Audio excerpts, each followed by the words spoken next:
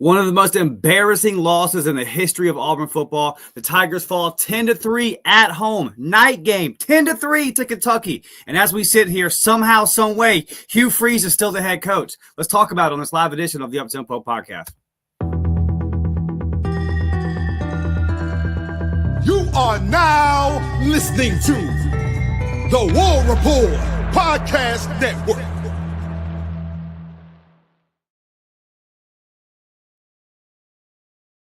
Yes, sir. What's up, everybody? Welcome to the latest edition of the Uptempo podcast. We do this every Sunday morning, 9 a.m. Me and my guy, Nick Frazier, react to whatever in the hell that was we saw last night in Auburn, Alabama. But I got to be honest, Nick, because no one even really wants to talk about the game. I guess we can lead with it.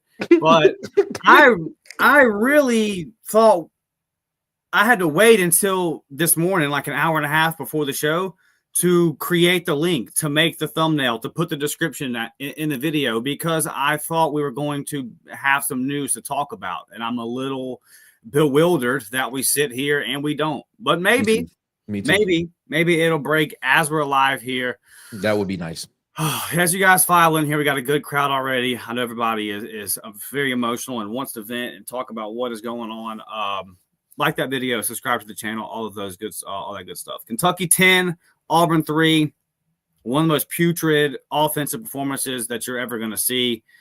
I mean, I got to think back to that 3-9 season. I remember that LSU game that year was rough, but I still think we scored more than 3. So yeah, it was all-time bad, man, all-time bad. And you don't get the 3 without a interception return from true freshman Elijah Melendez. Once again, defense comes out there and does their thing. They do what they do. They held Kentucky to 10 points. And somehow that wasn't enough. I just lifeless, dead from the jump. Yes. That Auburn sideline just looked like it didn't want to be there. Yep. And it made me think of watching that. Remember that we talked about the press conference Monday. Yep. The Monday after the Missouri game. And we said, this feels like we're watching the end credits of a movie that's already over. Yep. Well, now the lights are out. They just got us locked in a theater. Like even the end credits have come off the screen. Like we just sitting here at this point. Wild, man. Just wild. I think 99% of the Auburn fan base is over it. It takes. I don't remember Harsin getting booed and fire Harsin chants. Obviously didn't happen to Gus, didn't happen to Gene, didn't happen to Tubbs. That's a first. And it's not even because then I know that there are some people out there that never liked Hugh for sure when he was hired. But I think that a lot of it, man, is solely it's just the losing. I mean, it's all time bad, right? It's all time bad. With Harsin, it was very much so the losing is bad. You're not trying in recruiting. And there was a lot of people that around Auburn, whether it be media or board of trustees, anybody that really came in contact with him. I've heard a lot of stories like he just wasn't a well-liked person. That's on a personal level, right? Now, I never met him. I can't speak to that. I can only go off of what I've heard. He wasn't liked by a lot of people. Students that came in contact with this from top to bottom, right? Just didn't fit the culture, didn't fit the town of Auburn. You don't hear that about Hugh Freeze. The reason he's getting booed off the field is because it's historically bad offense. Yep. I mean, it's Auburn's. Boy, we've seen some bad offenses over this last decade or so after those first couple of years of Gus. But this is just unreal. Auburn's defense this year in SEC play has allowed 17 points, 10 points, 20 points, 17 points, 17 points, and 10 points. And you've won one of those games. In my lifetime, the New Mexico State and last night, probably the worst losses. I mean, I think back to the Jacksonville State. I was just about to say Jacksonville State game. Utah State, but Auburn found a way to pull those out. Georgia State, you had to bring in TJ Finley, but boy, you found a way. And those Auburn teams were bad, but they somehow found a way to at least win those games. What we saw and they're just being a floor, like Auburn just being Auburn. They're being a floor. Yeah. The floor under Hugh Freeze offensively is all-time low. And if you didn't have an elite defense, this would be You could be 1-7. Like, you scored 3 points in the second half. First, what does South Alabama have? 2 wins, 1 fucking win? Like, what are we talking about? You had 3 points for South Alabama at home? 31-10 to New Mexico State? Whatever that was versus Cal, whatever that was versus Vandy last year. Jordan-Hare Stadium's a joke, man. It's a joke. It's your get-right destination. Come into Jordan-Hare Stadium. You'll get right. It's going to be close because the crowd's going to do their part, because the defense is going to do its part. But make no mistake about it, you'll get a dub. You'll leave with a dub. Pathetic. The Auburn fans filed out of a one-possession game last night in the fourth quarter. When Auburn fans get there, it's done. And I'm going to pass it to you, Nick, but this is where I'm at with it this morning. John Cohen did a fake-ass tumors roll for Eli Manning to set a world record. Okay? It was unanimously hated amongst the fan base, rightfully so. Eli Manning played at Ole Miss. John Cohen probably don't know this, but I remember it. I remember sitting in front of the TV in the living room with my dad whenever Oklahoma dropped the ball versus Ole Miss in the end zone to an Eli Manning-led team. Heartbreaking Auburn loss. You let the starting quarterback of that Ole Miss team come to Auburn. You did a fake tumors roll. Tumors roll, it ain't a prop, bro. It ain't a gimmick. It's not a gimmick. You roll it when Auburn wins in athletic events, period. You don't get it to a former Ole Miss quarterback to set a record. That's a joke. Very true. That's a joke. And then you move the home game versus Baylor next year to make a couple more dollars in NIL. You take it away from the business of the community. You take it away from the only thing this fucking university has left, the fans. It's a joke. The fact that Hugh Freeze is the head coach at 9:10 this morning is a joke. John Cohen, you got to go too if you can't do your job. Pathetic. Pathetic. Embarrassing. This is not the Auburn University that I fell in love with. And the people that have run it into the ground gotta go right now, man. They gotta go right now.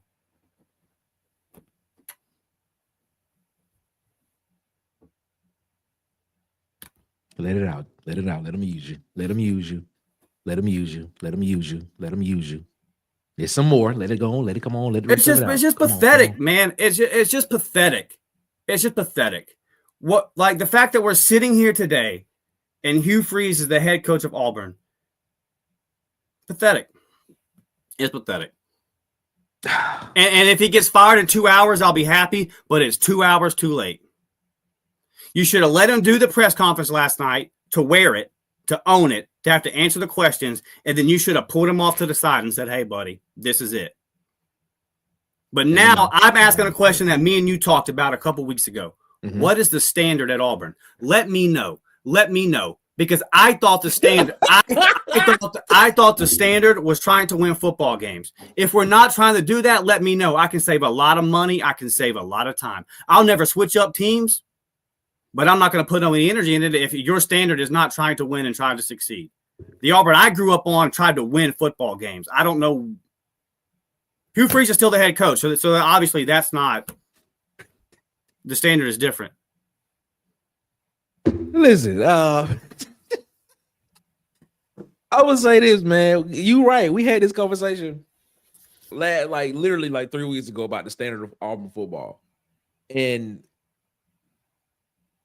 I still don't know what the standard is. I still don't know what Hugh Freeze's standard is, what culture he's trying to set. When I hear him talk, when I hear him talk about those type of things, I think he just hears other coaches say that, but doesn't know exactly what that means. You get what I'm saying? Yeah. It's like he heard another coach say that in a post-game interview or a weekly presser, and he's just like, oh, snap, that just sounds good to say. Well, a PR guy gave him the Damari thing he said, remember? Right. You got a point. You got to maybe he's given what to say. You know, I just look at it and I'm just like, last night, I was like, man, I said, Auburn needs to go out and find somebody that has recent relevant success of where you're trying to get to. And I thought about that. and I said, well, where is Auburn trying to get to? Because when you think about because that could mean that could mean a lot of different things for a lot of people. After I said it, after I got off, I said, well, let me think about that thing for a minute. Because where is Auburn trying to get to?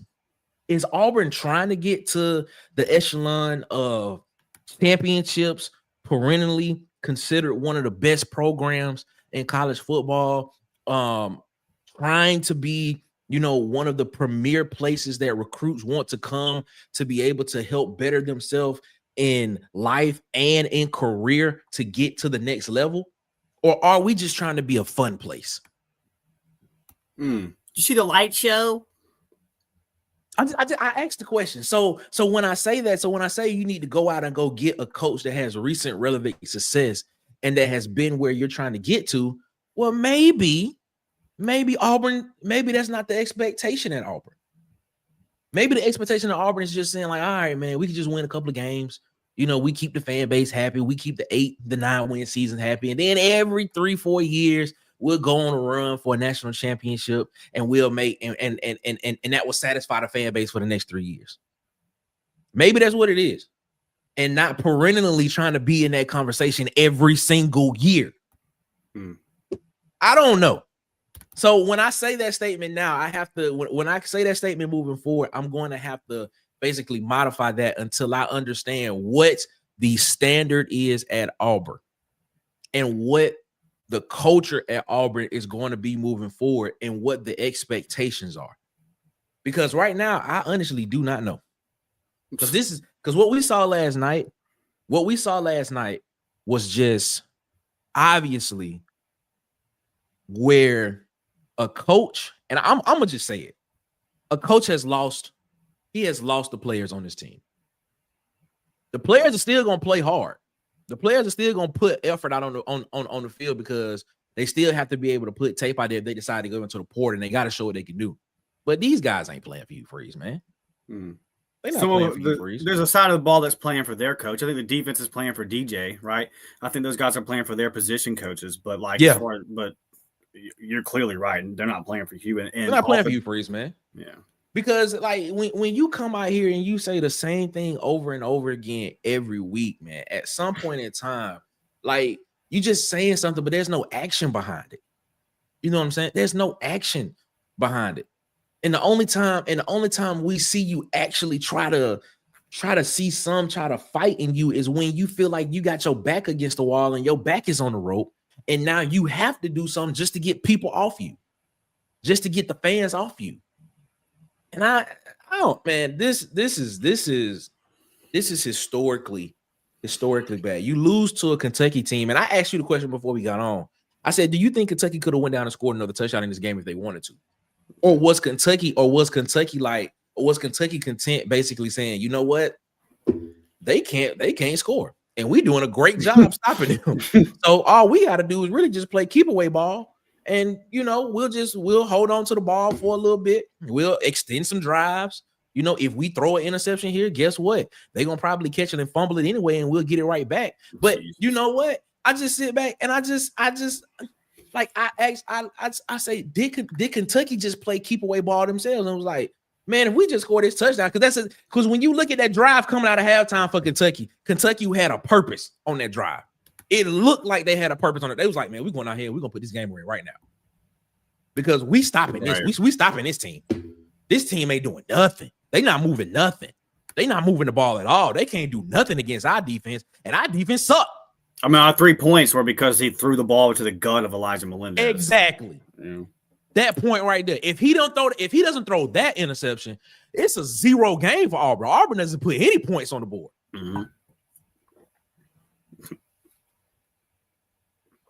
Bro, Kentucky and Arkansas's defenses are so bad. It's so bad. And you score one time, and then you see Arkansas last night, and Mississippi State comes right down the field, hangs 35, whatever it was. It's like, they're a bad defense.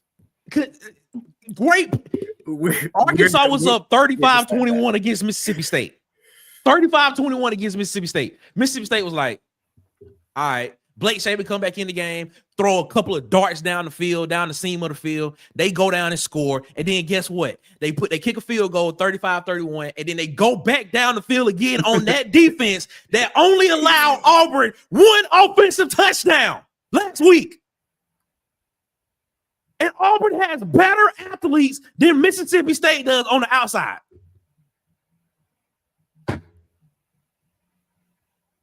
But we can only put on one offensive touchdown against that team, and we couldn't put nothing up on the board last night against the second worst defense in the conference. They just gave up 50 plus. Yeah. Yeah. You know what, man? You know what? I sit here, man, and I say,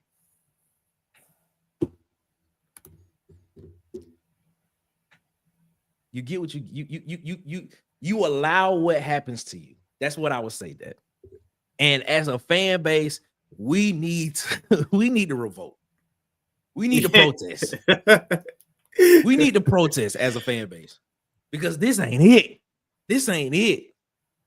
This is not it, man. We need to revolt as a fan base. Revolt with your wallets. Revolt with your presence. Show this administration that look, there's a new standard that we want to see at Auburn, and until you all figure that bull crap out, we not gonna participate. That's the only way. The only way you're gonna get their attention is if you hurt the wallets. That's it. Yeah. But if we keep going to the games and we keep showing up,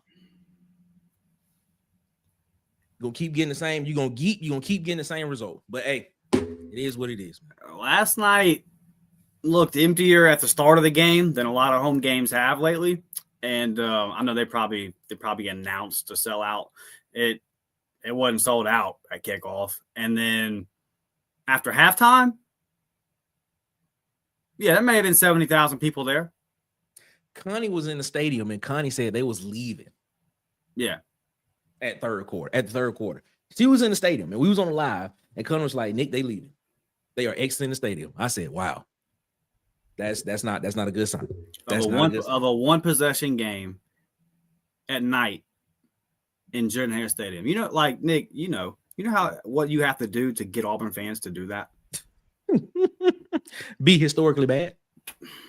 Fire Freeze gifts 10 memberships. Thank you, buddy. Fire Freeze. Yeah, Shout always in here, buddy. Hopefully your username becomes reality. I would prefer it on this show, like right now, like within the next 30 seconds. That would be great. I'm not sure what the holdup is, but thank you. And to the 10 people that are gifted the memberships, you'll see it in their email, the confirmation and all that. And we do 3 podcasts a week that are exclusive just for the members.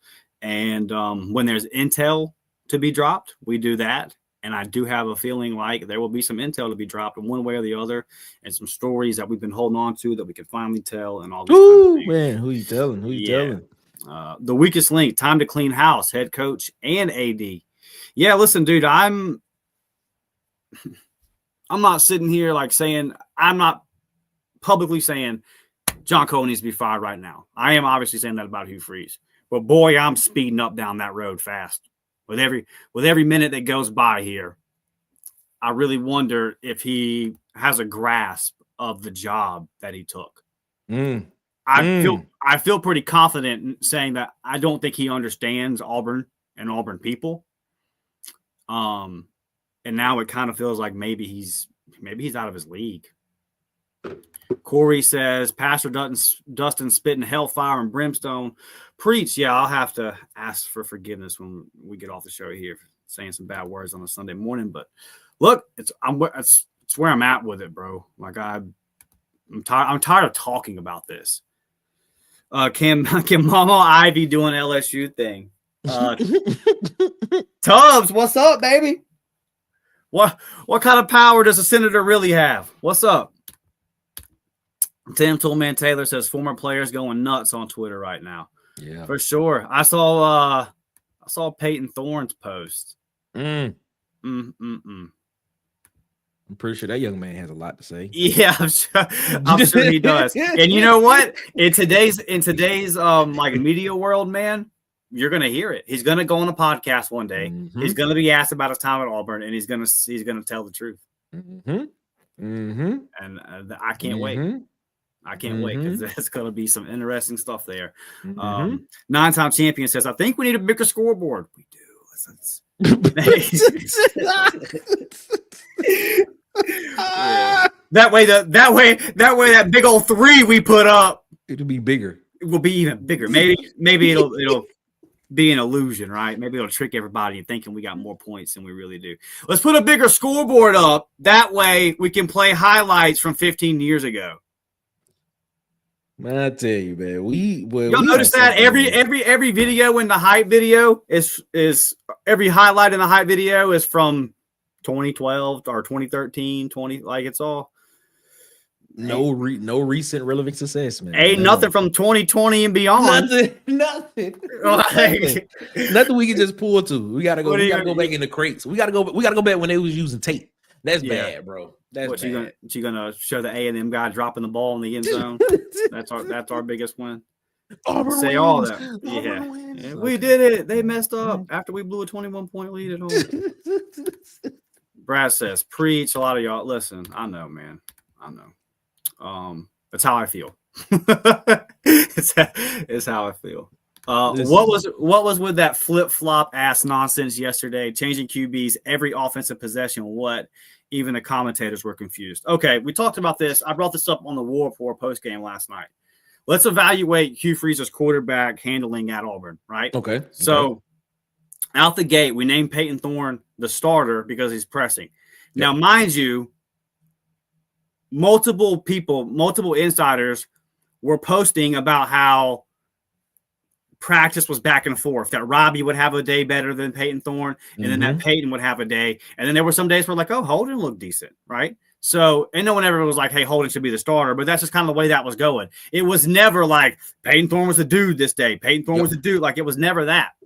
I checked with my sources. There was one scrimmage in particular where I was told by 2 different people, head and shoulders, Robbie was above Peyton Thorne. Yep. That next week is when Hugh named Peyton Thorne the starter because he was pressing. Yep. So you named a quarterback the starter because he wasn't practicing well. He was pressing in practice. Think about that. You named a guy a starter at a position because he wasn't practicing well. I think a lot of people understand that the normal way to do things is to reward the guy that's practicing well with the position, or at least let it play out further. But it shows obviously that Hugh had his mind made up well beforehand that Peyton Thorne was going to be the guy. So much so that when it's maybe some practices went the other way, he said, I got to come up with some kind of excuse here to name Peyton the starter, because if Robbie has another scrimmage better than him, I'm going to have a real hard time selling. He's pressing and we got to get him confident. Blah, blah, blah, blah. He's always trying to get his quarterbacks confident. Maybe go get a freaking dog once that doesn't need babying, right? So then all season long, or at least the first 8 games, the Ole Miss game was kind of the crescendo of it. You do this Peyton Thorne, Robbie Ashford dance. Mid-drives, it was clunky. It was a disaster. Okay. So no rhythm. No rhythm. So then all offseason, we blame Robbie Ashford and Philip Montgomery. And now we're going to go get Derek Nix, and we said continuity 1,000 times in every interview that we could do. We said continuity. It's all aligned. Derek Nix knows me. Jake Thornton knows me. Everybody knows we all got the same brain. We're all going to do the same thing. It's going to be better for Peyton Thorne. We went and got him some weapons. We got KLS. We got Cam Coleman. We got all these guys now. It's going to be better. I'm in charge of the offense. I'm going to be calling the plays. Okay. 3rd game of the season, you benched your starter. Start Hank Brown, who was not recruited by any SEC programs, okay? Nope. You brought him as a commitment from Liberty and thought that he could play at this level. By the way, he's like 3rd string on the depth chart at Iowa, which is what Auburn is at quarterback, just in the north. And so he couldn't win it. Same thing, dude. It's where you go to die. And so if you can't win the job at Auburn or Iowa, whatever, right? So like another bad eval there. You bring in a guy that's not an SEC caliber quarterback. You go to him in game 3. It works for 6 quarters. And then at halftime of the Arkansas game, you go back to Peyton Thorne. Okay. Yep. So that's 2 years right there where you've quarterback flip-flop, the first 2 years. Then we get into this year. I'm not even going to go off on Jackson today. We know it was a bad eval. We know he wasn't good at Oklahoma. We know what it is. You go and get that guy. You build it all around him. Sell us. This is the one. Now I've got the weapons. This is the guy. He's a former 5-star, don't you know? He was a 5-star 3 years ago in high school, don't you know? And we're going to bring him in and put all these weapons around him, and now it's going to work. Yet, here you are again, going to your backup quarterback before the season's over, and then you gave that 3 quarters, and then you went back to your starter, and then you went back to the other guy on the last drive. Yeah. It screams desperate. Yesterday really did. It really did. It really did. Like, I just have no answers. I'm just throwing something at the wall, hoping it can stick. But ultimately, we have a large enough sample size here over 3 seasons to know that Hugh Freeze mismanages the quarterback position. He mismanages the quarterback position. So agree wholeheartedly. And for a guy that came in and said that he develops quarterbacks and that they turn around programs, this has not been, something that you can write home about, especially when you look at guys like Mike Elko, who in their first year, had some bumps, but now you see a Texas A&M team that is looking at potentially being in the SEC championship game and a college football playoff lock. Then you look at a guy like Kurt Cignetti at Indiana. He comes in and he has them as a playoff team within 2 years. So I sit here and I just don't understand like how. Well, I would not characterize Texas A&M as having less, because Texas A&M does have a lot of resources, but especially a guy like Cignetti, where you look at Indiana and you can make the argument that either they're comparable to Auburn or maybe they are less than Auburn when it comes to resources wise. But he has a program that you can say whatever you want about the Big Ten, you can say whatever they want about the schedule, but the program, when you watch Indiana play, it looks like Indiana has a program of what a culture and a standard of what they want their program to look like. Auburn doesn't. That's really what this comes down to. That's really what this comes down to. It doesn't. Like you can look, and if there was a culture, a standard, a sense of this is what we're playing for, this is what our football team is going to look like, and you were losing, and everybody looked like they was on the same page, I think the reaction you would get from the fan base would be a lot less, just in your face and a lot less tenuous in people's faces. But this just looks like people. It just looks like a team that's just out there, just like, all right, what we gonna do this week? What's gonna happen this week? What's the plan for this week? What football team are we gonna be this week? I don't know, man. It does not look. For institutional whatever words you want to use, man. This is not look good. At some point, you have to protect the brand. Like that AU has to mean something. Now, LSU decided after that Texas A&M game that what just happened does not represent our brand. Now, you can agree with that or disagree with it. I mean, he was 34-14 there, 20-2 in Tiger Stadium at night. There was a lot of stuff going on about personality wise, toxic. There was a lot to that. But I'm just making the point here that like they were 5-3 and had won 9 games, 10 games, 9 games under Brian Kelly, and they decided that where we're at right now is not the standard of our brand. And we have to move on, even at 5-3 this year, because we have to protect our brand. And what was seen on national TV in the fourth quarter of that A&M game, where it looked like the LSU program was just coming apart at the seams, they said we can't move forward publicly another day and have this stain on our brand. I would make the argument that happened last night in Auburn. It did. But Auburn fans do not boo head coaches off the field. They do not chant fire. Like, that's not a thing. Like, man, people know, like, Auburn fans, the loveliest village on the plain, dude. It takes a lot. Pretty to get to that level that it was last night. Yeah. And then it's quite frankly, it's insulting. It's insulting to sit in the press conference and say we're close. Because here's the deal. You're asking, when you say something like that, you're asking the Auburn fans to accept moral victories. Yeah. You're asking the Auburn fans to accept participation trophies. Yeah. And the problem that you have with that is they're not going to accept that. No. There's too much money. There's too much pride. There's too much history. And Hugh Freeze, I'm shocked that a guy that's from Mississippi, apparently some of that goes over his head. I think back to the first time he was asked about the Auburn-Georgia rivalry, if he really understood the hate that was involved in it. And he said, well, I don't want our guys to hate anybody. The Bible says that we should love our neighbor. I said, bro.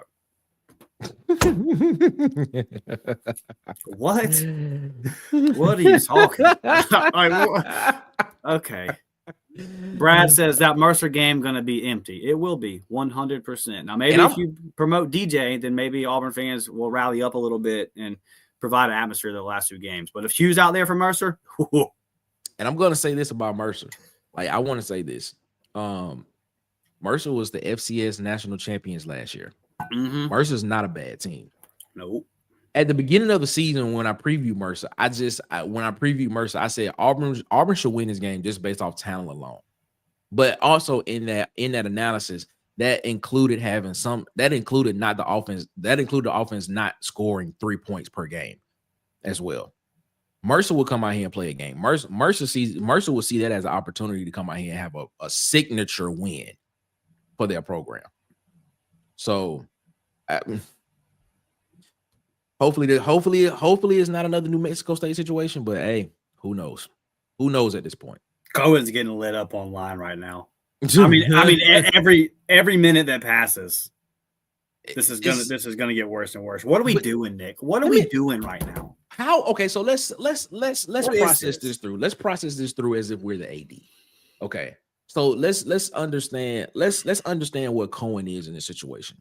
All right, as the AD, you hired this guy, or the optics were that this was the guy that you wanted to come be the head coach of this team. Now you're looking at this at basically 2.5 years. 2.5, 3 years since you hired him. This has not gone correctly. And so now you are about to make one of the most consequential decisions in Auburn football of whether you want to get rid of a guy that you hired, that you seem to be in love with, and that you seem to have some type of faith and trust in. But if you fire this guy, how will it make him look as an AD? So I'm looking like I like looking at things. I like looking at things all the way around. Like, I want to know how he feels about it. Like, right.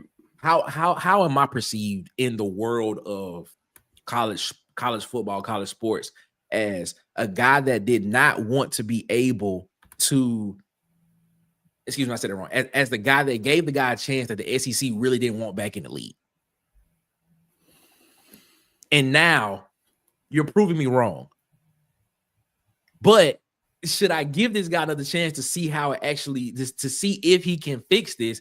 Because I don't know if he really, part of me feels like Cohen thinks that we really are close. But then part of me feels like Cohen is like, nah, that's bull. That's bull. I feel like he having an internal struggle with himself of just trying to figure out which way do I go? Do I go with the man, this right here, man, this ain't working, but man, yeah, I hired this dude and it's gonna be 2.5, 3 years since I hired him, and now I'm getting ready to go find another coach. I just look at it from that perspective and just see how he feeling about that. So I just like, that's what I wonder if that's how he feels about it. I would love to ask him that question. Because the fans out. The fans out on Hugh Freeze. I'm letting you know we want Hugh Freeze. I want Hugh Freeze going after Texas A&M game. Perfect time to let him go. Bye week. Give Durkin the opportunity to see what he does at the interim, and then after that, make the decision at the end of the season. I've been out on Hugh Freeze before this. I've been out on Hugh Freeze at Texas A&M. So I don't know. I've had my eyebrows up real high ever since New Mexico State. If you've been paying attention to the content, my predictions started going. Boy, people were mad at me when I said 7-5 this year. People were mad at me. When that 7-5 episode I did right before the season, most disliked video on the channel. They disliked it? Oh, they hated it. Oh my God! One guy dog cussed me. I'm a Bama plant. This, that, and all kind of stuff. That's all crazy. kind of stuff. That's Guess what? I overshot the moon. I overshot it with 7-5. Oh, yours was better than mine because I had us in the college football playoff. I had us first round of the college football playoff. I was like, "This is the year, man. This is the year. Let's make it happen." And what's funny about it, Nick, is that right before I hit record on that episode, all the banners and the graphics I had made were for 6-6, and I was like, you know what?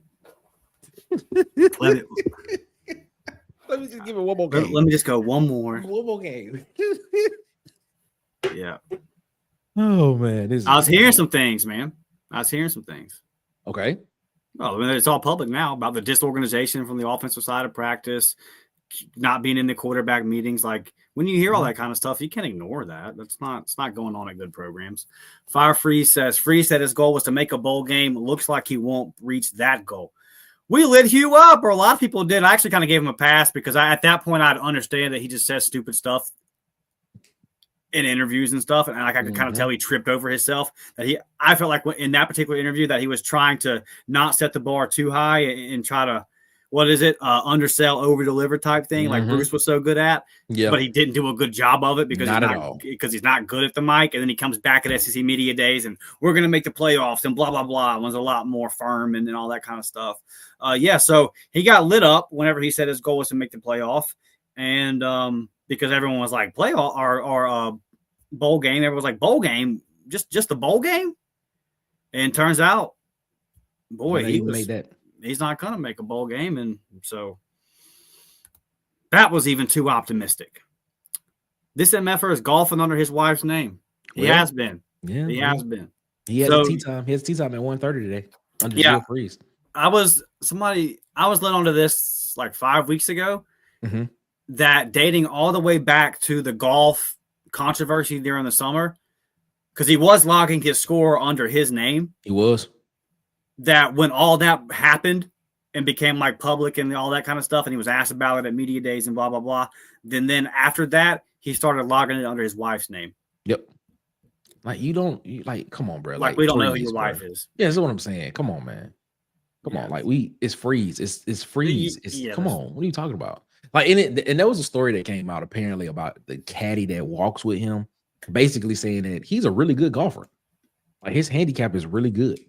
Turns out part of his contract for Auburn is like lessons and country clubs and all kinds of stuff. Yeah. And so like apparently like he plays like he's like, I think his handicap is like two over or maybe 1 over.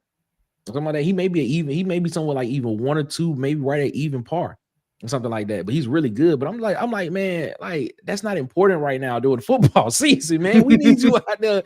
We need you trying to get this thing right. We need you trying to figure out how to go out here and put touchdowns on the board, because apparently you can't do that. Like, I really want people to sit down and understand when we say this.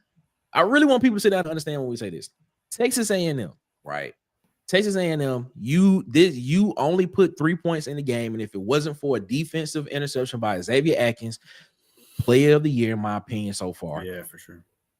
Then getting the ball back to the 2-yard line, and then you want to throw the ball on the 2-yard line. You have a rollout with Jackson Arnold, and Jackson Arnold falls into the end zone. That's the only touchdown you scored in that game. You come back out against Georgia, right? You come out and you put 1 touchdown on the board against Georgia. 1 touchdown on the board against Georgia.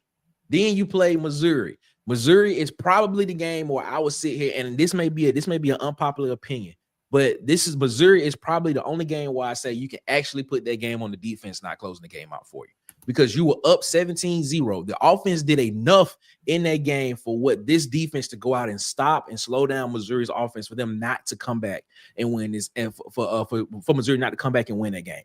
That may be an unpopular opinion to a lot of people, but the offense did enough in that game. They put 17 points on the board.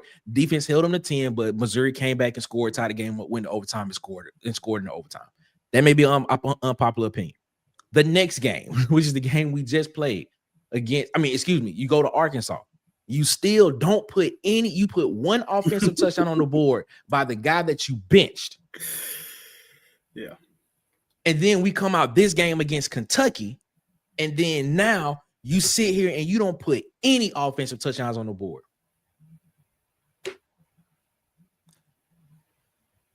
That has been since Texas A&M. Putrid, man. Putrid. Yeah, it's disgusting. TK says O-line quit last night. They got their ass whooped. Listen, nothing against Kel Ellis, but what do you like Sedna moving Wade to center? Did you not have a pivot at halftime? He got worked the entire first half. And I'm not mad at him. He should have been out there at that point. Why did he play the whole game, Nick? I don't know, because I remember in the preseason, Dylan Wade was taking snaps at center, especially when you got a guy like Dylan Wade that can play every position on the line. I mean, why are you throwing Kel Ellis out there so like that? I mean, I understand you may be trying to get him ready to be the next guy, and you had him reclassified. Let's be real. Kel Ellis is supposed to be playing high school football, right? That's what I'm saying. Like, you know what I'm saying? This man reclassified to come in now because of the thing of the potential of Connor Lew leaving next year and getting him ready and stuff like that. This man is supposed to be playing high school football as a senior right now. And they stuck him against the NFL nose guard. Okay. When you got a guy like Dylan Wade that you have kicked out to tackle, that has played guard, and he has played every position on the offensive line, why not stick him in there? And then you have a guy, and you still have Jeremiah Wright that's playing. You still have Xavier Miller there. Broderick Scholl. I mean, yeah, he's a freshman, but you got DeAndre Carter back there. That's a 5-star guy that was a heavily recruited guy from California. We haven't seen him step on the field and see what he can do. You still got Favor Edwin out here, who was a highly touted guy on the offensive line. Tyler Johnson, who everybody was talking about potentially could be one of the next great Auburn tackles on offense. But you know what? It's a misevaluation. I feel like the difference what we see between the defense and the offense is basically, as you stated earlier, misevaluations across the board is what it is. It's like you have the talent, but you don't know where to put the talent and how to utilize the talent to help you win right now. As on contrast, on the defensive side of the ball, you see Elijah Melendez playing in critical parts of the game and getting better and better and better and better every week. Xavier Atkins getting better and better and better every week. Jared Smith, he's playing critical parts of the game and getting better and better and better every week. Amaris Williams came in this game, had back-to-back impact plays in this game, had a tackle for loss, then had a sack right after that.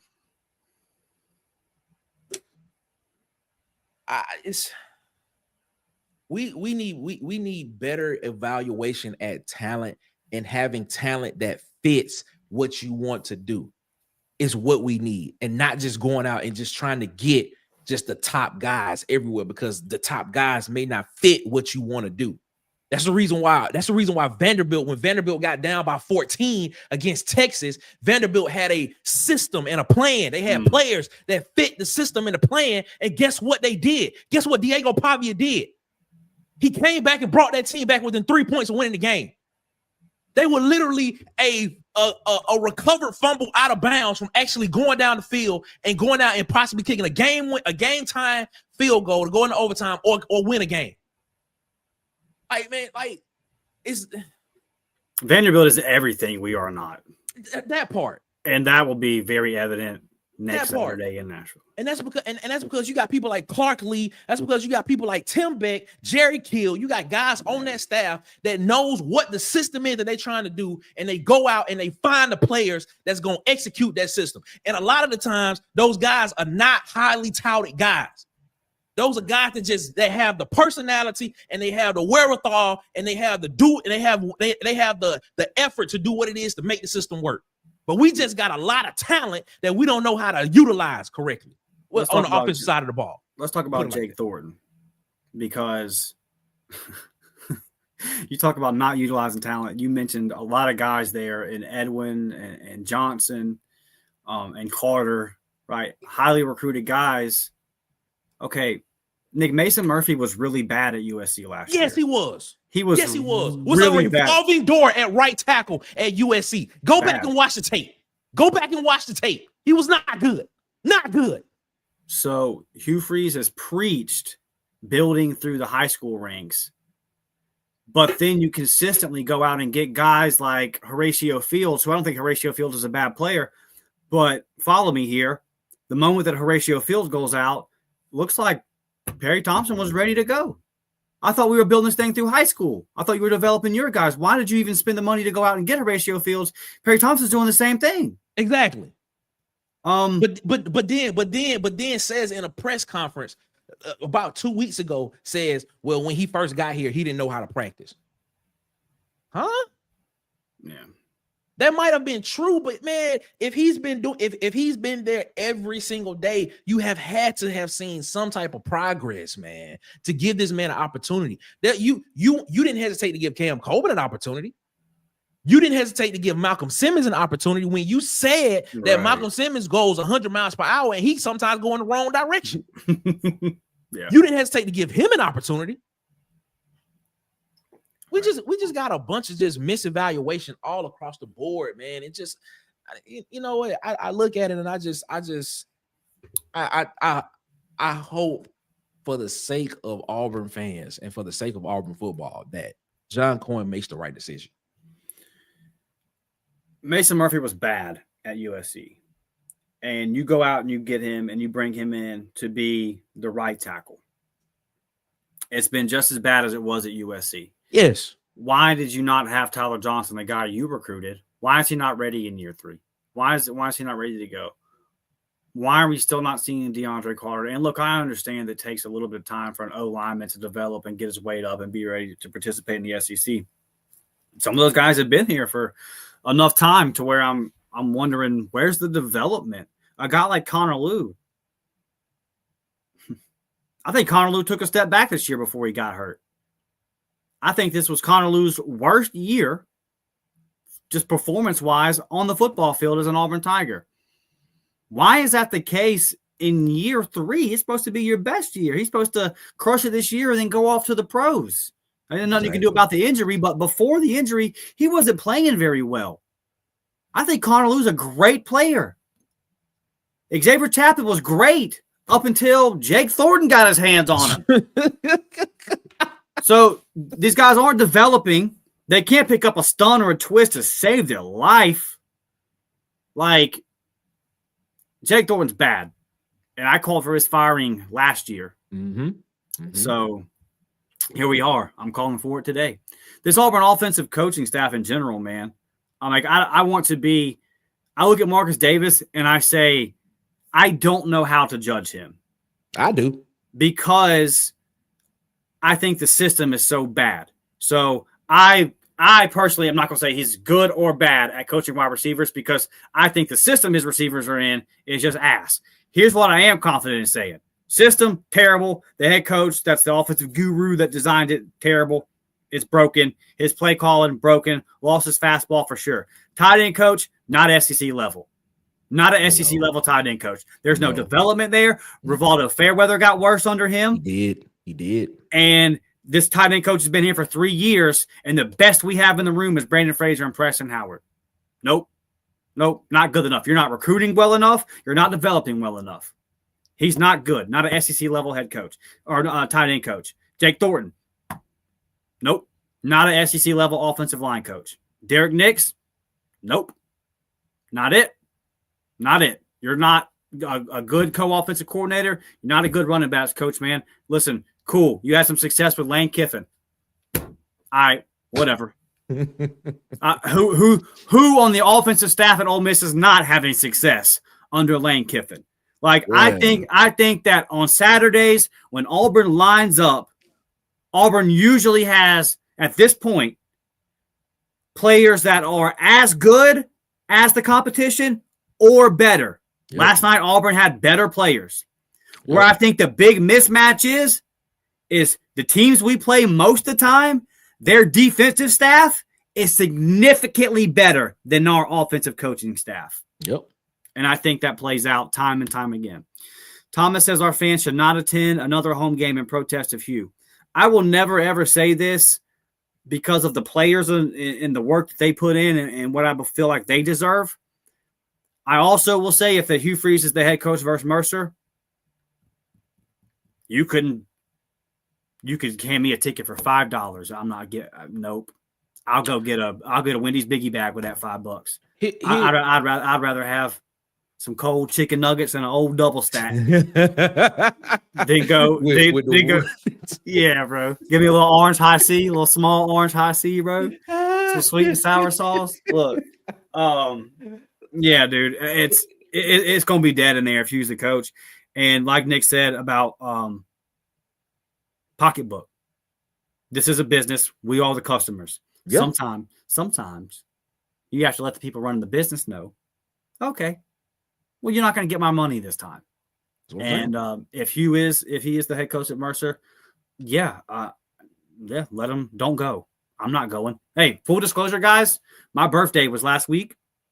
Thank you, buddy. My mom wanted to get me tickets to the Kentucky game. She called me like a month ago, and she was like, "Me and you just go to the Kentucky games the week of your birthday." Blah blah blah blah. I said, "No, Mom." Do something better with that money. Can we go out to eat and maybe go see a movie? And I just would rather spend time with you far away from Jordan Hare Stadium. It's never been that way, man. Never. I mean, for a long time, we always played Ole Miss on my birthday weekend, and we'd always go to that game. And, yeah, dude. But I wanted no part in it because I can just sit there. Look, the rant that I went on at the start of the show, that's the first time I've yelled this week about any of this. I didn't get mad at the game because I know my expectations are set for what it is. I just sat there in silence. My frustration, the rant you guys saw, is due to the fact that Hugh Freeze is still the head coach. Yes. I'm not even mad at Hugh Freeze anymore. He is who he is. He's shown you what he is. So now I'm looking at the people. Are we really going to trot this man out here tomorrow and let him answer questions at the podium as Auburn's head coach? You know what every single question's going to be. You know what every question's going to be. But if they do this, hit your knees tonight and pray for Jason Caldwell, and pray for Mike Gittins, and pray for Justin Ferguson. Pray for the Auburn beat if they have to go there tomorrow and ask that man about quarterback position with a straight face. So I agree wholeheartedly with you right there. And pray for us for having to watch it. Don't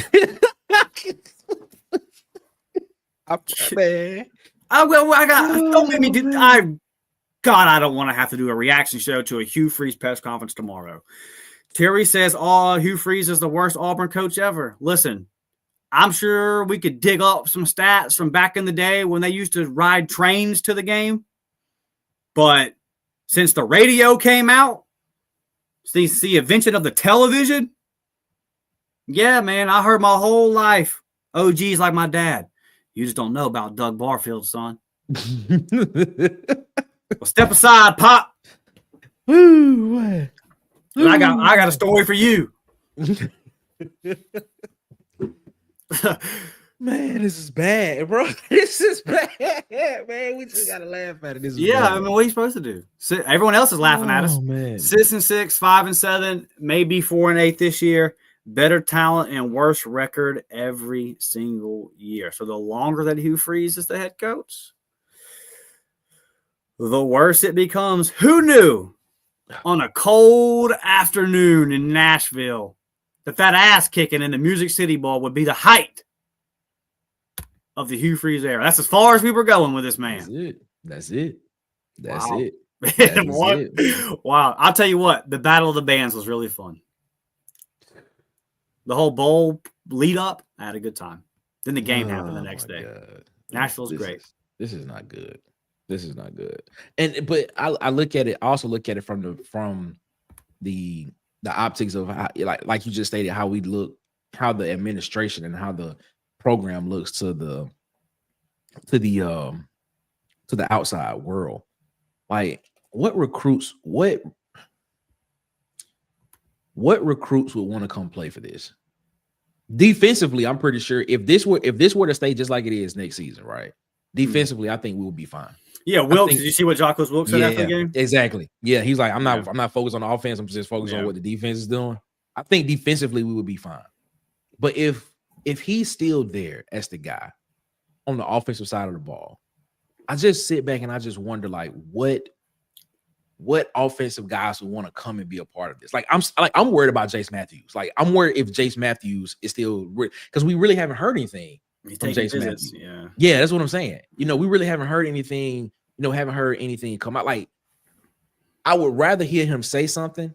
And granted, these are all high school kids and stuff like that. They haven't even hit 18 yet.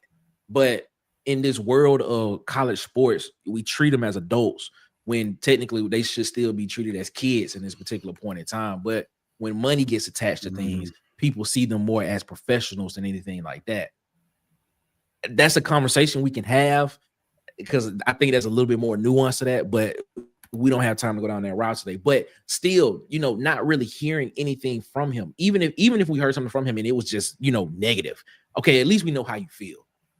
We haven't heard nothing. It's just been kind of silent. So now I sit back and I wonder, like, what about the offensive recruits that you are recruiting, that you want to come be a part of this? Like, what is your pitch to them? Is your pitch to them still, hey, come help us get over the hump, we're close? I'm pretty sure they watching this and saying, close to what? Scoring kicking another field goal to only put up 6 points in the game?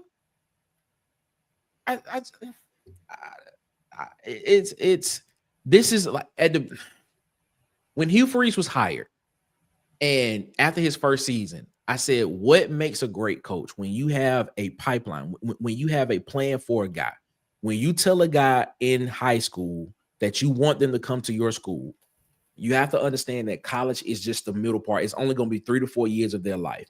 My job as a coach is to put you in the best position to get you in front of the next level, to make your life and your family's life better for the next level, so that you can provide for yourself down the road. The best thing that you can do as a coach is put guys in the NFL.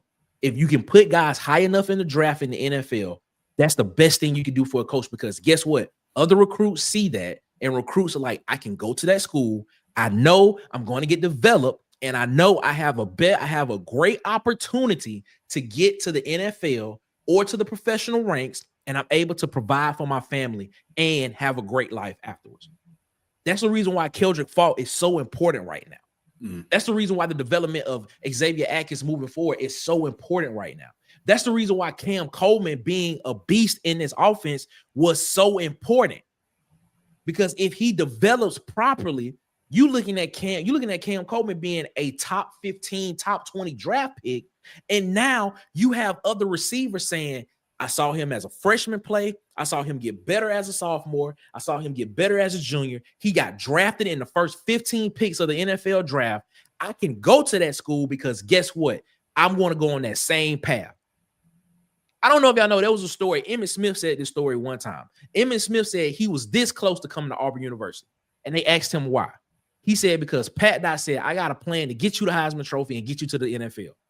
But his mama stepped in and was like, you going to Florida.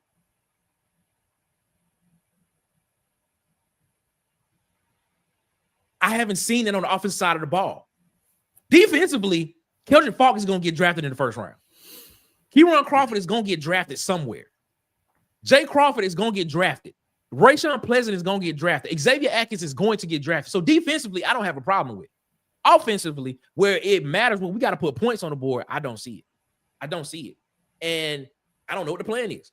I don't know what the plan is for those guys moving forward. It's wild. It's wild. I mean, they need to get out of Auburn. I hate saying that. I love Auburn with everything in me, man. But like I want to see these talented young men succeed. They've only got so many years in college football. I want to see them succeed. I want to see Malcolm Simmons succeed and be Malcolm Simmons. I want to see Kim Coleman, Perry Thompson. I want to see these guys reach their potential. I want to see Deuce. I want to see Deuce Knight, a kid from Lucedale, Mississippi. I want to see him make good. And hit gold on the jackpot that God gave him. That is his talent. So, yeah, you got to get out of Auburn to do that. Unless we go higher, we'll see how it all plays out. But as the current state, there's, like you said, there's no plan for these guys. Rodney with the 1999 super chat. My guy Rodney tuning in from Bruton, Alabama this morning. Appreciate you, big Rodney. Like magic. That's the thing too, Nick, is that it's like there's plans for these guys on defense. We see them get in as freshmen, and we see them get better as the season goes on and in their career. There's some example, like I expected better from DeMarcus Reddick this year. I think a lot of that's because Xavier Atkins came in and said, watch me do what I'm doing. And then Elijah Melendez is a dog too. There's some examples, but like, man, for the most part, like they plug these kids in early, like when they're freshmen, and they have a plan for them as freshmen. And then they expand upon it and build upon it. And you watch these guys develop. And that's what good coaches do. Yep. Hugh was asked a question last night about the accountability on the defensive side of the ball looking different than the offensive side of the ball. And his answer was something like, over the last 3 weeks, we've tried to get our accountability up to the level of the defense. And wow. Bro, you sound like a coordinator saying that. That just don't even, like, you're the head coach basically saying that. What he just said without saying it was the coordinator for the defensive side of the ball is more prepared and has more of a plan than the head coach of the team that's operating on the offensive side of the ball. So the head coach is trying to live up to his coordinator that he hired. Boy, get out of here, man. Yeah, 2 weeks ago they started stretching like the defense. Get out of here, man. Because the defense all stretches in order together. And they stretch in line, and offense they all go off in their own position groups and do their own. Yeah. And then 2 weeks ago he realized maybe organization does matter, even in things like stretches, which is elementary. Like if you go to 5 high school games and pay attention to the warm-ups and then report back to me, and you'll notice something. Come on, man. Teams that are organized, yes, sometimes you can tell before the ball's kicked off. I see a team over here goofing around during stretches. Got their phone in their thigh pads. Yeah. Taking TikToks real quick. They down by 35 at halftime. Exactly. Yeah. Yeah, you do have to be organized when you stretch, you. You do. I know it's crazy. I know it seems super elementary, but there's a reason why you do that in middle school. There's a reason why middle school, like fall camp in middle school, you're like learning drills. Mm-hmm. When the ball crosses the 50, the offense moves to this part of the sideline. The defense moves to like this. Yep. I know all that sounds super elementary because it is, and Auburn doesn't do it. Nope. Or at least there's a side of the ball at Auburn that doesn't do it. Not at all. Crazy. And as simple as just having your helmet on when your side of the football. Yeah, man. Having your helmet on when your side of the football is on the field. That matters. Because if somebody gets hurt, I got to go. I can just run out on the field instead of trying to run back, grab my helmet, put my helmet on, and run on the field. You just wasted 4 seconds trying to run back to get a helmet to go back on the field. It's just the little things matter. They all add up. They do. They all add up. If you're doing a bunch of little things, if you're not doing the little things correctly, then it's going to become a big issue for you. And that's how you score 3 points versus the 15th ranked defense in the SEC. Jill Freeze got a tee time at 1:30 today. I saw that. I mean, I can't confirm that it's true, but we can. It feels look. They're off today. According to Pete Nakos, no one's going to be in the Auburn building today. That's wild.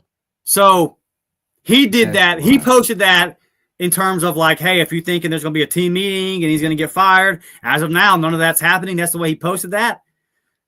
Obviously, super concerned to read that. But also, I thought to myself, you're really not going to come into the facility today. Okay.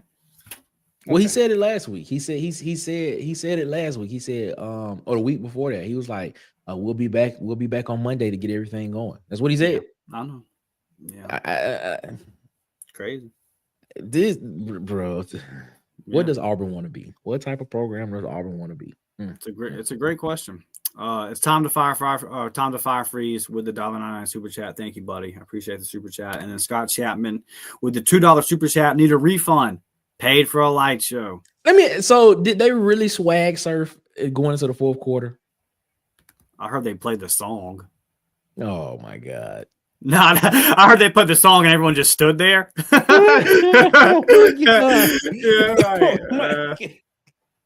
Matter of fact, my hat does not match my bag.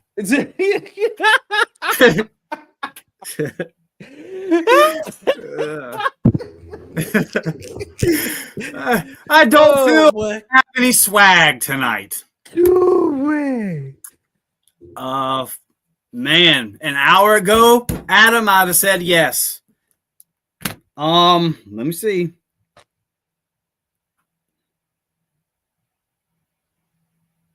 Yeah, to be more careful, bro. Looking like no. Yeah, I haven't seen anything official. Looking like no, buddy. I haven't seen anything official pop up yet. So I'm seeing like fake stuff. Yeah. I haven't seen anything official. Yeah. So I mean, listen, honestly, common sense says yes. Somebody put a tweet out earlier. I liked it. I want to give them proper credit here. I'll retweet it when I find it. Somebody said, get prepared for a Jabba kind of day. We might be in for one of the darkest days that we've had as Auburn fans. And I as bad as last night was, not holding anybody accountable for it would be even worse. Let me throw something out there. Let's like, because I'm the type of person that likes to look at both arguments. I like to look at both sides of the arguments. Right. I like to look at everything from a 360 degree view. What if Auburn has already made a decision, but Auburn is just not going to make it official until the end of the season? Because let's say this. Let's get into contract and let's get into numbers. So if you fire him now, you owe him what, $15 million in buyout? Yeah. But if you fire him at the end of the season, that drops significantly to like 9 or 10 million. Somebody was saying in the chat that it doesn't. Oh, it doesn't drop. It doesn't drop after the season. Somebody said it doesn't change until next year. Oh, until next year. Yeah, I'm not sure. I haven't really read through the exacts of the contract, but that's just what somebody said in the chat. I thought it was after year 3 that it drops after year 3. I may be wrong. Anyway, yeah. But I was just curious to know, like, if that was the case, would they be trying to make a financial decision just to be like, well, we only have 3 games left. Why fire him now when we can save that money?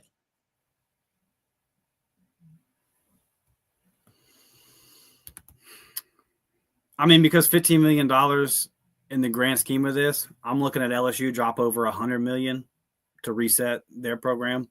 Good point. That's a good point. I see. Yeah, like I know Auburn has it.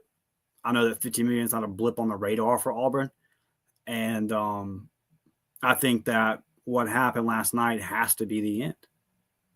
So I see what you're saying. Yeah, to me, okay. So it's after the 26 season. After the 26 season, okay. Props. So okay, so it's next year. Yeah, and like let's just play devil's advocate and say it did drop after the Iron Bowl. Mm-hmm. Let's say it dropped $3 million. I would make the argument. My argument to that would be that even these remaining 3 weeks, you would do damage to your brand. Yeah, that costs more in the long run than that initial sum of money that would go down on the buyout. That's how I feel about it. If you continue, like if Hugh Freeze takes the field versus Vanderbilt as Auburn's head coach, man, I don't even know what to say. There's going to be hard questions asked on this show. Like about what's the future? What are we doing? Is there a point in doing the show? Are they serious? Yeah, it's a lot of questions. Yeah. So yeah, man. I mean, look, like I said earlier, I'm not ever gonna give up on Auburn, but I'll tell you what, I used to like NASCAR. And I haven't watched it in 15 years. I used to like the NBA. I used to have League Pass. Oh, for the NBA? Yeah. I used to watch it. I was a Lakers fan. I used to sit up and watch every. You're still a Lakers fan. Deep down inside, you're still a Lakers fan. I promise you, I'm not, bud. the moment LeBron came, I promise you, I was not. Oh, that Mamba mentality was gone when Kobe. Yeah, I was out. Yeah, it's over with. Yeah, no, that was done for me. I tried to give it. I liked Brandon Ingram. I tried to give it a little bit of play. No, I'll never give up on Auburn. But if Auburn has changed their standard, and my understanding of Auburn is that losing 10-3 to Kentucky at home, when you're already like if it was a blip on the radar, okay. But when but with the context of what all the other bad losses, the Auburn that I know, what I expect of Auburn is that's it. Okay. And I think that the booing off the field, I think the chance of fire Hugh, things I've never seen in Auburn before, I think that's an indication and a telltale sign that the fan base is there as well. Okay. And I don't see how you go one more minute down this road anymore, and it's not doing damage. Like John Cohen's going to ruin all goodwill that he has with the fan base. He's actively chipping it away. Let Auburn basketball struggle this year. But I understand where we coming from. Like emotionally, I understand where we're coming from because I'm there with you. But do you think that they care about what the fan base is saying? No, I don't. I think that's a massive issue that they have as well. I don't think you have to listen to like every time the fans complain. You don't have to give in. I think that the disconnect between the Auburn family and the people that are running things at Auburn right now is as big of a disconnect, as wide as a gap as it's ever been since I've been alive. That's what I think. I don't think they get it. That makes sense. And okay, so let me ask you, do you think that the implementation of NIL has kind of distanced that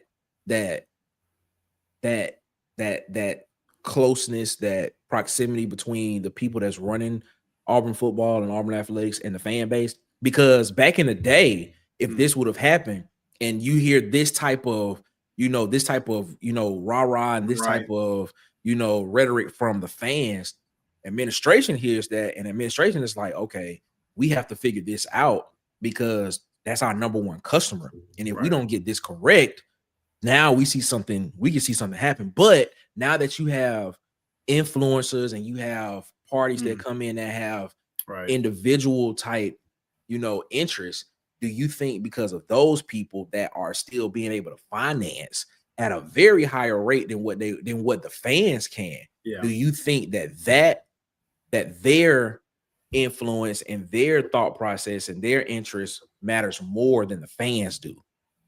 Yes. So man, that's bad. I haven't thought about that, but I think that's a part of it. I also think there's two other parts to this. I think that's a great point. I'm, going to kind of think on it further. You're just kind of throwing it at me. But yeah, like just hearing you say it, I think that could definitely be a thing.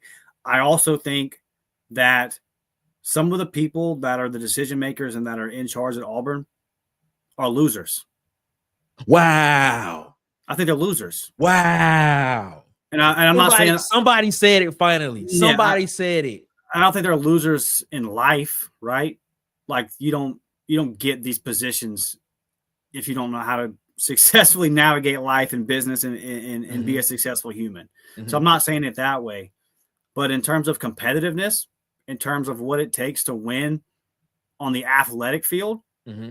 yeah, I see a university on the other side of the state that holds itself to a completely different standard than what Auburn currently holds itself to.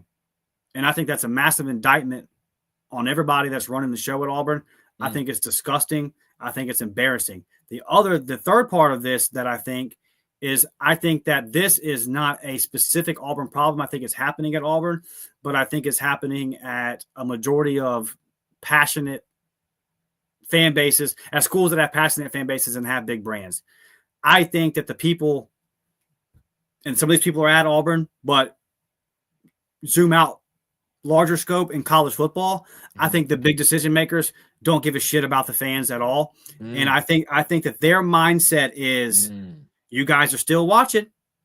We're looking at the TV ratings. We're still getting 8-10 million people to pop for a ranked SEC matchup. Oh, well, y'all are so pissed off, but we had 88,000 people at the Georgia game, 88,000 people at the Missouri game. Like, y'all still watching the games on TV? I think they think we'll show up no matter what. I think, and that's a problem that's big to college football, but I think it also in Auburn's specific case, I think the people at Auburn are saying they'll show up no matter what. I'm gonna propose something, Dustin. I'm gonna propose something. And I was just because if we as fans are serious, about seeing the program that we choose to cheer for be better and be contenders on what we want to see, because fans spend their hard-earned money traveling to games, buying tickets to these games, eating in at the games. They spend a lot of money to do that. They spend a lot of money to go to hotels, house themselves for a weekend if they not tailgating and stuff like that. I'm gonna propose something. Do not watch the Vanderbilt game if Hugh Freeze is still the head coach. Right. You know what I'm saying? Don't watch the game. Don't go it. All the fans in Nashville, don't go to the game. Don't go. Auburn fans, don't watch the game. If Hugh Freeze is still the head coach. Protest means something in this country. There's a book called A History of Protest. I would implore a lot of people to go read it if you want to, if you understand it. But protests happen and they work. So hey, that's the only way that I can think about it. That's the only way I can think of it. Because if your biggest customer is not there, it may not be your most financial, may not be the part of the business model, may not be the part of the P&L, may not be the part of the balance sheet that is the most that's bringing in, that's putting out the most money per se, may not be that. But if your biggest customer that watches the games continuously and all that type of stuff is not watching, they telling you something at that point in time.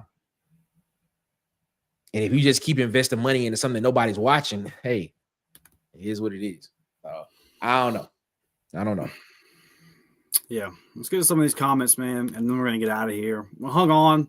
I thought we were going to get some news. Yeah, I was waiting. It looks like we're actually not going to get it today. So, wow, the content this week is going to be me calling to fire everybody, I guess. Fire Free says, to be fair, he did turn the program around quickly. We went from bad to historically awful. That is true. He did turn it around. Just different direction. And for OC says, a baseball and a golf guy running football. No comment. It's not going well, Ant. It's not going well, is it, buddy? Shout out to Ant for OC. Hey, Ant, we still negotiating with Auburn about me being the head coach. So we don't know. We don't know. If it happens, man, you're gonna be the OC. We're gonna run the ball 40 times a game. We'll probably throw it on in like 15. It can't be any worse. Can't be any worse. Enough Fire Free says, man, Dustin, it was time after that A&M game, held an undefeated team to 16 points, and we couldn't score 17.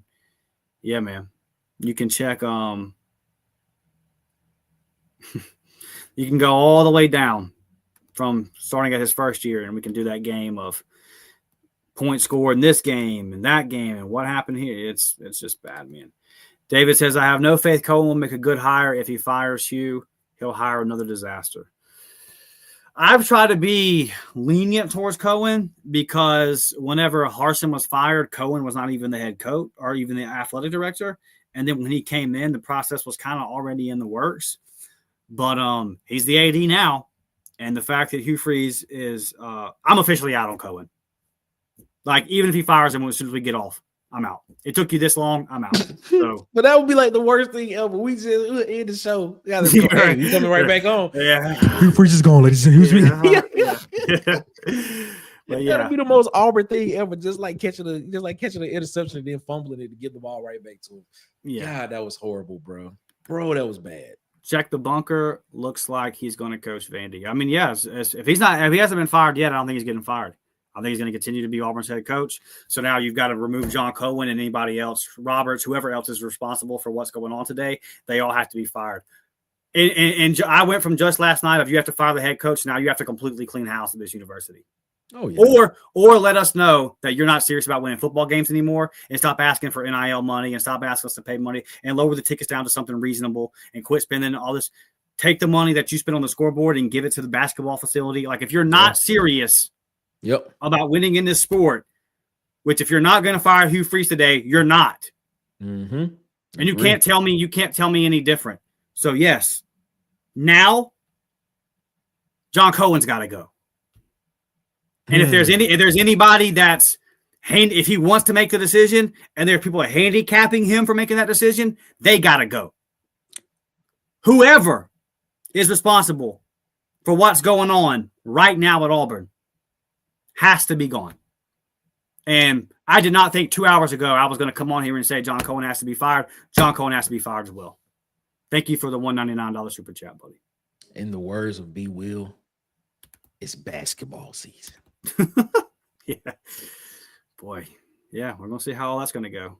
I don't have optimism or pessimism towards basketball. I'm for real, just new team, new coach. Can't wait to tune in and see what they got. Ty Tyler says Blake's putting up fire Hugh videos right now. He's in his feels. I don't think Blake's the only one putting up fire Hugh videos. Blake's not wrong for putting those videos up. He's 100% correct in putting those videos up. And he is also not the only Auburn fan in his feels. Those videos will continue to be posted by all kinds of Auburn content creators as long as this continues to go on.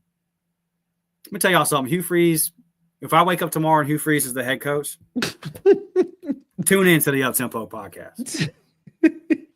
Talk about in your feels. Woo. Dustin and Nick, isn't Auburn the place where coaches come to live, relax, golf, and experience ungodly generational wealth for their families? Hugh is just another example. It's become that. It shouldn't be. The last coach that I felt like met the expectations of the Auburn football program was Tommy Tuberville. So that was 3 coaches ago. That was a long time ago. Now, I know it didn't end well, and I know that wasn't perfect either. But more times than not, I didn't leave asking myself, what is the standard for Auburn? Mm-hmm. You know, mm-hmm. I knew we were going to win football games. Yep. I knew we were going to look competent. I knew if we had I saw something about Hugh Freeze winning SEC games on the road and then coming back to Jordan Hare Stadium and losing the next week. I think it's happened in all 3 years. Maddening. Really, really maddening stuff. Jeremy Blake says we are no longer serious about winning football games. That is true. Yes. That's what it looks like optically. Unfortunately, brother, I believe you are correct now. Didn't even think we've been going for an hour 25. We literally still just wait. We just and official news.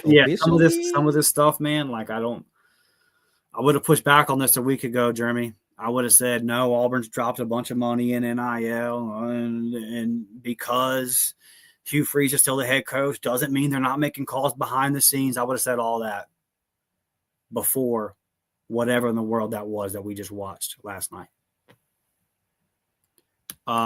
Ike says the players didn't participate, but they played the song. Oh, in the swag surf? Yeah, sounds about right. Yeah. No tag popping. Mismatched bags. Yeah, man. We're not surfing. Phil says, Dustin, I agree with that, but I feel that it's an evil thought because people love Auburn, so they're basically taking advantage. That's what they're doing. That's what they're doing. So now to the point that Nick's kind of made over this episode, what do we do as Auburn fans? What do we do? You know, yes, Phil. Let's just call it what it is. They are taking advantage of Auburn fans, and they've been doing it for quite some time.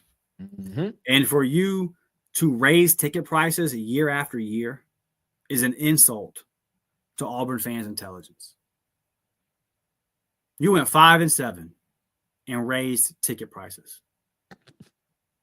after going 6-7.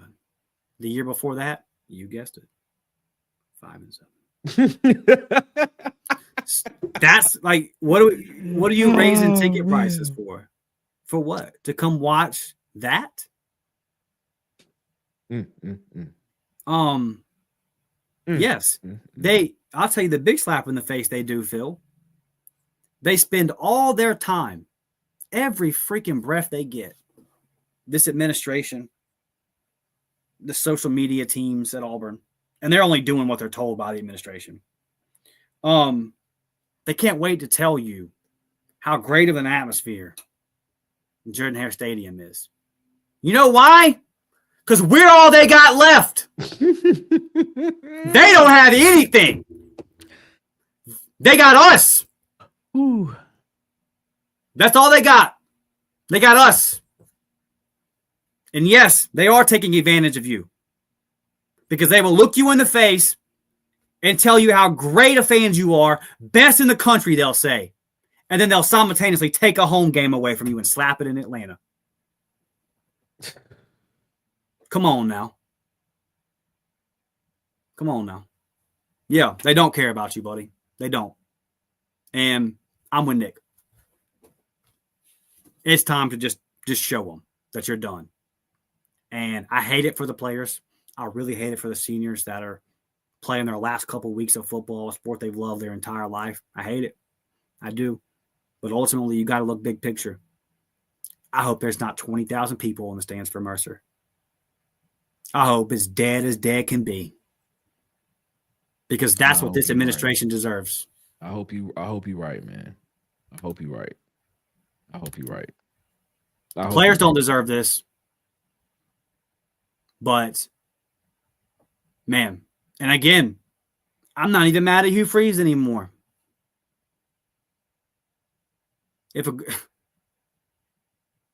You ever had a buddy that was in a toxic relationship? And he keeps coming to you and he's like, man, she cheated on me. She went to the party last weekend, she cheated on me. And you tell him, okay, bud, well, you've only got one option here. You know, we got to break this off. And we got to move forward. You can't be with her no more. We're going to make it work. And 2 months later down the line. Yeah, man, she's still cheating. Oh, man, you know what? Happened again. At some point, you quit getting mad at the girl.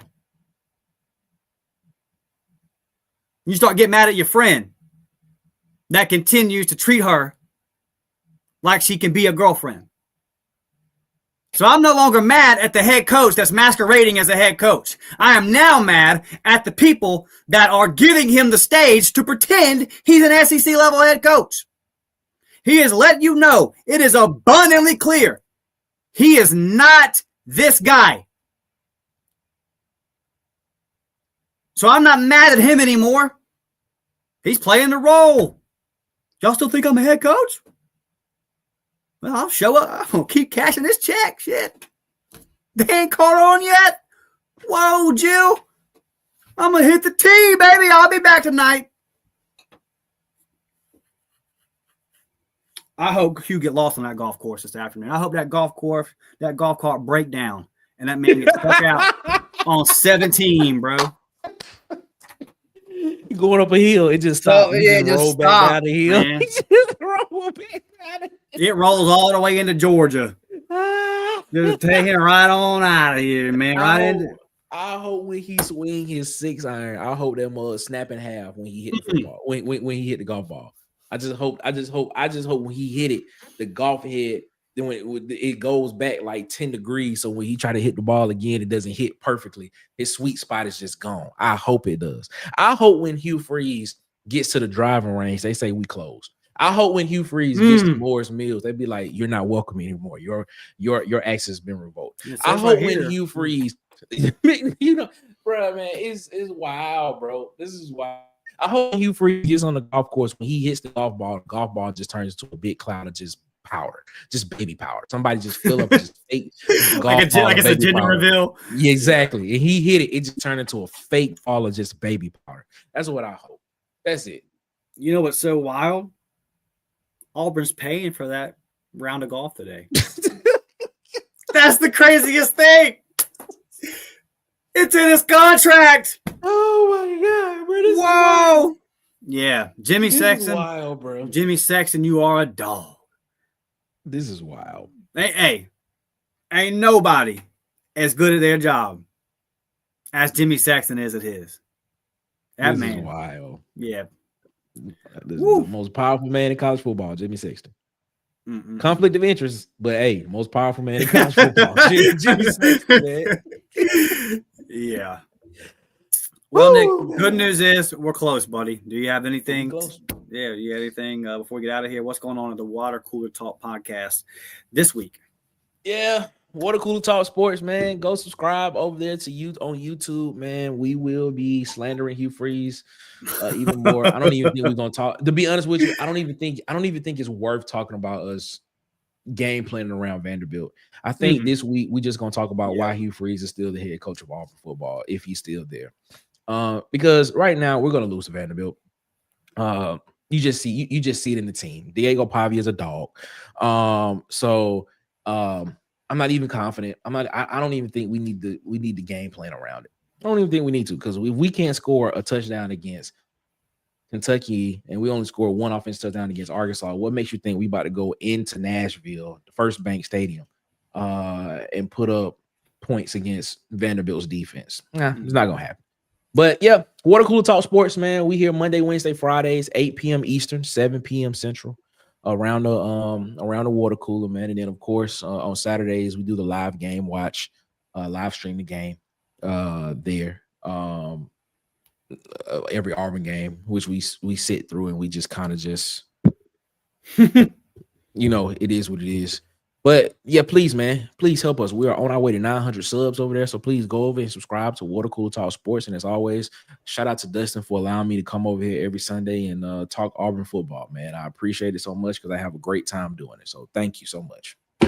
I just sent you a text. It appears that Hugh Freeze has canceled his tea time. There's now somebody else in that 1:30 slot. So he either canceled his tea time or he just changed. They just put it in one of his playing partner's name. No, let me see this. But it is very. He knows. Hugh Freeze will be watching the show right now. He has to be watching the show. He's watching the show right now. Wow, they legit changed this for real. Wow. If you are watching the show, do us a favor, bud. I wonder who is Mr. Lewis. That's who I want to know. I don't know. I'm sure Auburn Twitter will find out. Or could this be foreshadowing? Did Auburn really cancel his golf his golf lessons? Yeah, did he really revoke his membership? I can see him, man. Can I get one more round in? Let me get one more in. I shot 4 under yesterday. God, this is bad. This is bad, man. We sitting here, bro. This is bad. This is bad. It's terrible. I have learned that I can never get to the point of pulling against Auburn. I just can't do it. But last night, I wasn't mad. I was like, well, this is what it's going to be. This is what it's going to be. And that's the worst feeling. Yeah, because I want to be able to, bro, I thought about this yesterday. There used to be times when I would wake up on a Saturday morning and I had to spend 10, 15 minutes to figure out what Auburn outfit I'm about to put on because it's game day. Baby. Game day. It's game day. What hat, what shirt, how are we doing this today? sweatpants and a white tee, a dirty white tee last night. just sitting there with my feet up, like, all right, okay, man, yeah, but it used to mean something. Like I remember when I was in high school and I had to work Saturday. I had to open. I was working at Subway, as a matter of fact, and I had to open up at Subway in the morning. And Auburn played an 11 o'clock game against Arkansas, and I was so mad. And I remember that it was a store next to us that had a TV. I left for the first half of the game. Just left the store. It was other people there. Like I just left the store. Or making their sandwiches. Yeah, I left work to go watch the first half of the game. Took halftime off, missed the third quarter, but got to the fourth quarter, watched the end of the game. That's how it was. I was like, man, I gotta watch this. It meant something. Like now it's to the point to where you become indifferent to what happens just because you just look at it and just be like, man, this ain't it. This ain't it, man. This ain't it. But it is what it is, man. Yeah, it sucks. They had we have the minor league team, the hockey team here in Pensacola, and they had $5 night, just $5 tickets. So, pretty good deal. It's a fun night. And we talked about going, and if I didn't have the show, I would have went. But I was like, man, I do the show. Like, I have to watch. I have to watch the Auburn game. But I've never been there before. I've never been in that position to where it's like, you know what? There is actually something else I'd rather go do. I want to actively do something different than watch Auburn football. Than watch that. It very much felt like a chore last night. It's like, all right, well, I'm doing this so I know what we're talking about on the show. Turns out I really didn't have to watch. I could have not watched any of it and came on here this morning and said the same thing I've been saying for 3 years because it's the same crap over and over and over again. But congratulations, Jonathan Cohen. You are now in the crosshairs. You and your entire crew of cronies. Just a bunch of buffoons, man. Like the video, subscribe to the channel on the way out of here. We'll be back tomorrow. And if something big doesn't happen that needs to happen, y'all know what we're going to talk about. Love you guys. Appreciate you tuning in. Great crowd. Follow Nick over there at the Water Cooler Talk podcast. Follow me on Twitter at DMcShaw28. We'll be back tomorrow with another episode of the Uptempo podcast. Members, stay tuned. Could have some stuff dropping for you guys anytime. A lot of stuff is up in the air. Love y'all. Appreciate y'all. It's Ward M. Eagle forever, baby. There you go.